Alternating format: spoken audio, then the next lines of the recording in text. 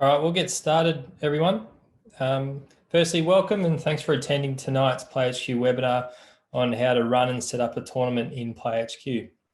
Before I begin, I'd just like to acknowledge the traditional owners of the land on which we are meeting and pay my respects to their elders past, present and emerging. My name is Matt Shimell. I'm from the Basketball Victoria Digital Support Team. And tonight I'm joined by Kevin, who will run you through the demonstration, and Dave Owies, who you won't see, unfortunately, but he is on the chat and he'll be able to answer any questions you may have throughout this webinar. We will be recording this webinar and providing a link to you post this session so you can review it afterwards, or if other people who can't make it tonight need to view the webinar, they can do so as well. Tonight's session assumes a bit of prerequisite knowledge on PlayHQ. So we're not going to go through absolutely every bit of everything that's related to tournaments. But if you do need to view any other information that you might need a bit of a refresher over tonight, you can view other webinars we've run for association registration setup, club registration setup and so forth, as well as viewing our support site, which is support.playhq.com, and there's a number of helpful articles on there. As you're probably aware, we're also running a webinar on Wednesday, which is somewhat related to this tonight. So that webinar will show you the rep club side of things, not only for tournaments, but also for competitions like CBL. So if that's relevant for you, please view. If you do have any questions tonight, please ask them via the chat functionality. And as I mentioned, Dave will be on hand to answer those as we go. So before I hand over to Kev, I'll just go through the agenda quickly. So Kev will show you how to set up and configure a tournament. He'll also show you how to configure registrations for tournaments, the fixturing allocation side of things, how to manage and set up finals, and also how to view the front end of tournaments. So how to view fixtures, any ladders or anything like that for tournaments on PlayHQ. So I'll hand you over to Kev now and he'll run you through the demonstration. Thanks, Kev. Thanks for that, Matt. Hi, everyone. I hope you are well and buoyed by the easing of restrictions in recent weeks. I know it's certainly given me a bit of a boost, and hopefully we get a bit more clarity in the coming week and we can get back to playing basketball. Just a couple points of note before I get started. Firstly, what I'm presenting today is version 1 of PlayHQ tournaments. So like with everything else in PlayHQ, we're building each module or each new bit of functionality to a base foundation level first. And once all the modules are built, we will circle back around to enhance. So what you're seeing today is just the beginning. There's a whole lot more to come. Secondly, I'm going to be using the test system, which is why you might notice I've got a URL that's a bit different from bv.playhq.com. And we may also encounter things that look a little bit different from the live system. So I just wanted to call that out. All right, so you should all be familiar with this here, which is your which is the back end of PlayHQ, where you control your competitions. Now, what we've got is we've added the tournaments competition type to the system. And as Matt touched on, today I'm going to be going through just the tournament side of things. And if there's anything that you're unfamiliar with, perhaps have a chat to your domestic competition administrator, or view those webinars that goes through that side of things. So the first thing I'm going to show you guys is how to add a tournament type competition. So this tile here, this big button would have been covered with a coming soon banner there, but now that is available. So I'm going to call my competition the webinar tournament, and I'm going to make it visible and hit the next button. So one thing that you may or may not be aware of is in recent months, PlayHQ has built out the grade default settings feature. What it enables you to do is to set the default settings for your competition so that each grade that you create from this point onwards will default to these settings. So previously to that, the settings were set to the Basketball Victoria defaults, but that might be different for your competition. So you can go in here and set the competition settings, the grade default settings specific to this particular competition. In this case, will be the tournament. And then, as I said, every grade that you create from here on out will inherit these settings. However, you do have the ability to change them to tailor it to each particular grade. So for today, I'm quite happy with the Basketball Victoria defaults. So I'm going to create this competition with those default settings. All right, once I've created that competition, I'm going to go into my webinar tournament. And just like domestic, you need to add seasons. So I'm going to select the 2020 season for my tournament. Now, one thing that's a bit different from domestic competition is the season dates. So for domestic, you would select your start date of the season and the end date of the season, which encompasses all of the grades and finals, etc. However, for tournaments, due to the nature of it, they typically are held on a particular weekend. You are going to select the individual dates that you want to run games, including finals.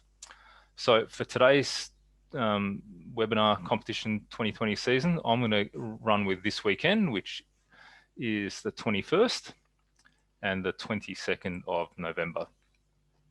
Now, the Basketball Victoria license will work in a similar way to domestic. So if you don't already have a license that covers you for the tournament dates that you're registering to, the system will charge you for a 365-day extension in advance of that expiring. So at the point of registration, it will charge you for that if you need one to get you through till the end of the season. If your license already covers you for the entire tournament season, then you won't be charged for that. Like domestic competition, we select the venues that you want to use for this tournament. So for today, I'm going to select Alphington Grammar School and also the Ashburton Pool and Recreation Centre. But the idea is you'll select all of the stadiums that you use for your tournament. And I'm going to make my season visible. So once you've set up the basic settings there, you hit create. And we've created a competition season for the webinar tournament. All right, I'm going to jump into here. And now I'm going to create the grades that I'm going to have available for clubs and independent teams to nominate their teams to. So for tonight's tournament, I'm going to go for under 14 girls A. And I'm going to leave the grade hidden for now. And I normally like to hide the grade and make it visible once I've finished fixturing, because in PlayHQ, anything that you do, any fixtures that you're halfway through, will be shown live to the public on the front-facing website unless your grade is hidden. So I like to leave that hidden at the point of creation. Now, for this grade, it has inherited the competition grade default settings that I set at competition level. But as mentioned, if you want to tinker from the default settings, you can do that. All right, so I'm going to add this grade. I'm also going to add an under 14 girls B. And for today, they're the only grades that I'm going to have on offer for this tournament. So once we've created the grades, we're now in a position to set up our registrations. Now, like domestic, you've got the ability to set up merchandise that can be sold at your level. Sorry, for registrations at your level. You'll be able to set up custom fields, discount vouchers, and also family member discounts. Now, I won't run through those tonight, but those can be set up in exactly the same way. So what I'm going to do is go into the registration tab. Now, in a tournament, it's highly unlikely you will use the participant to season registration type. That's more of a domestic nature for smaller country associations. For tournaments, you're either going to use independent team entries, club team entries, or a combination of both. So for the purposes of tonight's training session, I will run through both to show you how to set that up. The first one I'm going to go through is a team to season form. So this is for independent teams to nominate and register for your tournament. You've got here the registration period or registration window. So for this tournament this weekend, I'm going to say that registrations open this morning and they close on Wednesday. But typically you would open these like a month or so in advance, get your entries, publicize it, close off your entries, and then start fixturing. So that's the registration window, which differs from the actual date of the tournament. I'm going to set a $100 team registration fee for independent teams registering, and I'm going to say that both of these grades can be available for team nominations. Any custom fields that you create, you can I've seen there. Your products you can add there. If you like to add a bit of a spiel about the registration, you can as well. I'm going to turn on my terms and conditions, so all team entrants have to agree to that, and also make the form visible on my front public-facing website. I'm going to save that form, and it's asking me, would I like to set up the corresponding player direct-to-team form for these independent teams? So I'm going to say yes. Again, I'm going to have the player-to-team registration window start this morning, but for the player one, I'm going to have that go until Friday, because as we all know, the team captain or team organizer will get the team entry in, but players will always trickle in as closer to the tournament, as the tournament draws closer. As touched on before, Basketball Victoria participant license is applicable for tournament registrants. So we've got $39 for seniors, $25 for juniors. We are finalising some information about interstate players, but it's very likely that interstate players will get a discount of some amount, so that it's not the license is not a participation, like a barrier to participation. However, at the same time, we do need to ensure that they are insured and they are paying for that, I guess, privilege. $0 for the player fee for players registering to my tournament, and like the team entry form, you can also set up registration supplements. And I'm going to turn on my terms and conditions. So all players who register to this independent team need to agree to those. And I'll hit save. So that's independent team registration setup. I'll also set up the club invitation for this tournament season. So over here, the way, like domestic, for those of you who run a domestic competition that has clubs, you invite clubs to participate in your tournament season. So I'm going to say Wildcats. So you get the gist. You invite all of the representative clubs if it is a rep club tournament, or your domestic clubs if it's a domestic club tournament, to participate. Don't forget to invite your own association's rep club if you're running a rep level tournament. So you might be the Benalla Breakers, you're running a tournament, make sure you invite the Benalla club as well, because that resides in a different database. And as Matt touched on at the start, we're running a session on Wednesday night to talk you through how to, I guess, manage a club in a tournament, and also in a domestic sense with regard to player registrations and entering of teams. So club team allocation window, I'm going to say that they can start today and it closes on Wednesday. And after that point, clubs can no longer enter teams into this tournament because I need to start fixturing. Again, the BV license is applicable to players that register to a club, and I'm not going to charge a fee over here, but I'm going to make them agree to my terms and conditions. All right, so I've hit save there. And at this point, I have set up my tournament, I've set up my season, I've set up my grades, and I've set up my registrations for independent teams and club teams alike to register. What I'm going to quickly do is I'm just going to show you how to, from the club side of things, how to enter a team, but we will go into greater depth on Wednesday night. So jumping across to this tab, I am in Kev's club. just refreshing the page here. And you'll notice that that invitation for that tournament has popped up. So I can see that my club has been invited to the KevUAT Association database, the webinar tournament 2020 season. So I'm going to accept that invitation. I'm going to come back over here, go into that tournament season, and I'm just going to quickly create a team.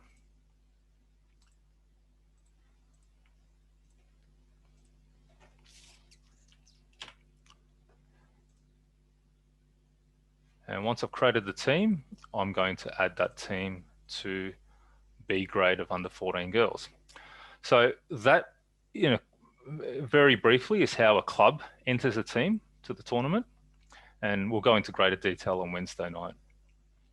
From an independent team's point of view, I'm just going to refresh this association website.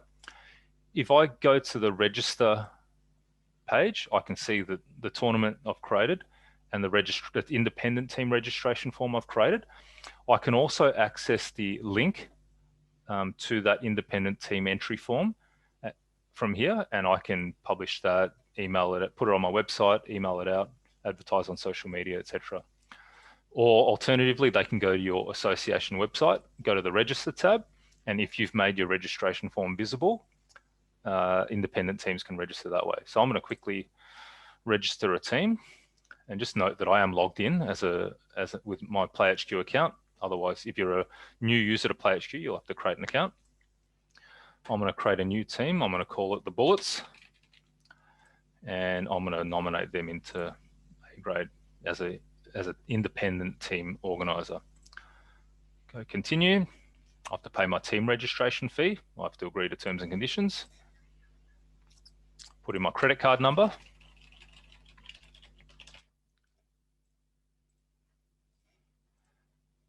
And confirm purchase. I have now registered my team and paid for my team to participate in this tournament. I'll also get an email with a player to team link that I can send to all of my players. And by clicking on that link and registering, they will register direct to my team. And just forgot to mention, like domestic, when you're inviting your clubs, the clubs can enter teams via the back end of PlayHQ, and typically you will invoice them for the number of teams that enter. All right, I'll just quickly throw back to Matt, see if there's any questions that anyone has asked. There was a question from Liam, but David's just answered that, so no, continue on. Okay, cheers. So what I'm going to do now is I've done all the setup. I've opened up for registrations, and registrations are starting to come in via independent teams and also via clubs. So what I'll do is I've got a bit of a tournament that I've prepared earlier to save, to fast forward in time after the point all my registrations are in and closed. So I can see here that in A grade, I've got 5 teams nominated. In B grade, I've got 11 teams nominated. And as all of you know, there's a lot more people that nominate for B grade and C grade than there are for A grade. So what I'm going to do is I'm going to look at this list of B grade teams, and I know that the Warrnambool Mermaids, they are a very good team in under 14 girls. So I'm actually going to take them out of B grade by unallocating them, and I'm going to put them in A grade, as I feel that they belong there. Once I'm happy with the final lineup of teams, I'm going to look at my team count in each grade. Now, looking at under 14 girls A, I've got 6 teams. That works pretty well for a grade.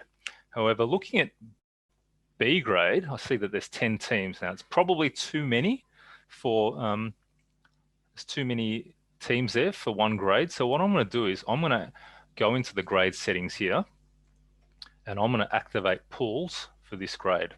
So I'm going to switch that on. All right, once I've switched that on, I can go update and save.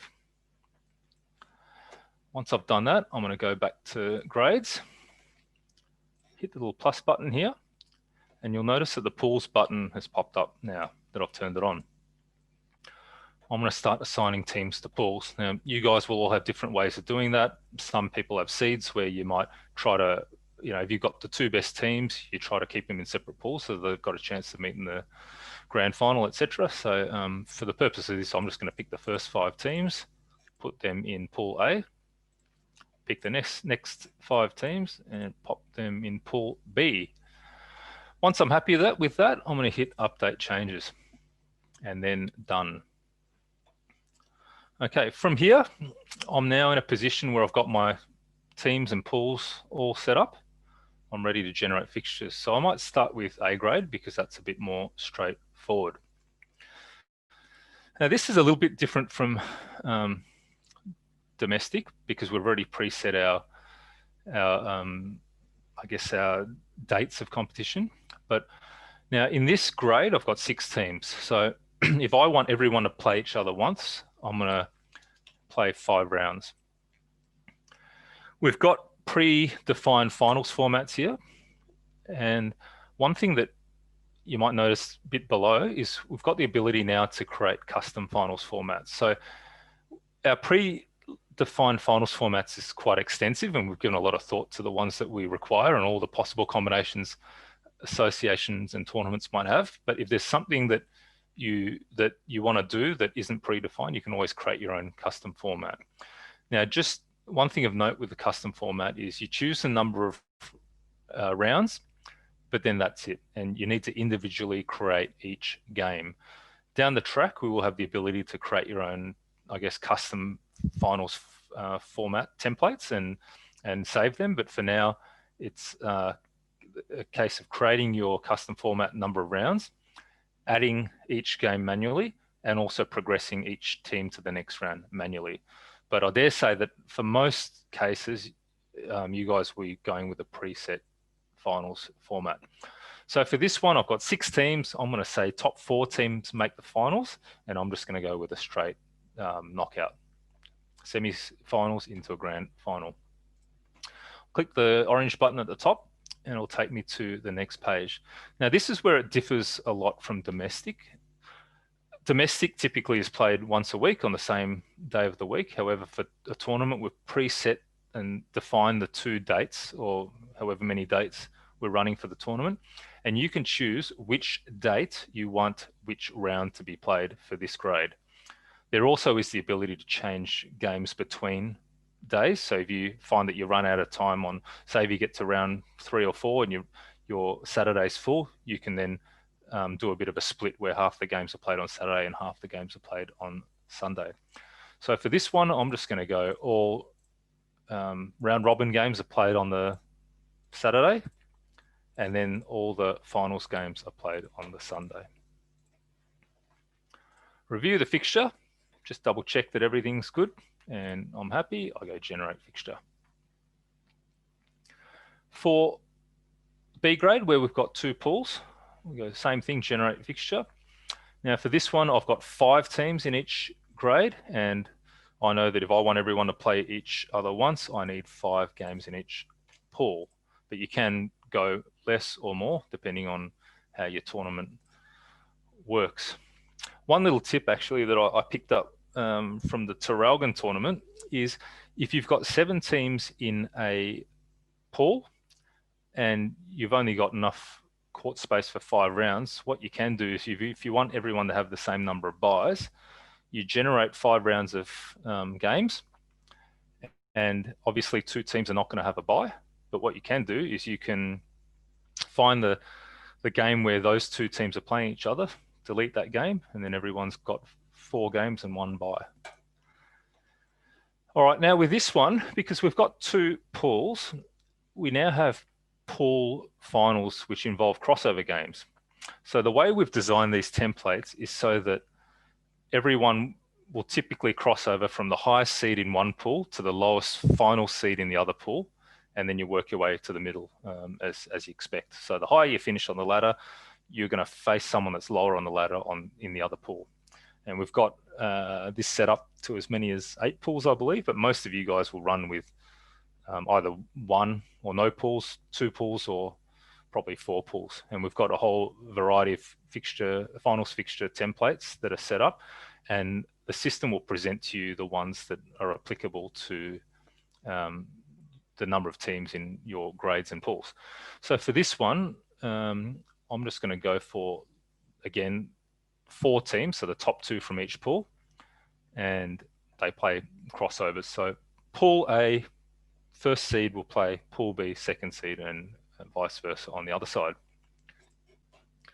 Go to round settings, and again, we select which days you want each round to be played on.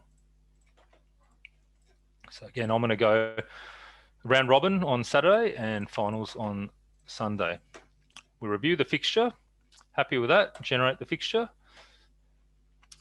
And that is done. So what I'm going to do is I'm just going to show you B grade because it's got the pools.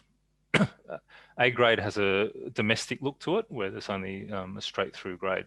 So you can see now that all the match combinations are there.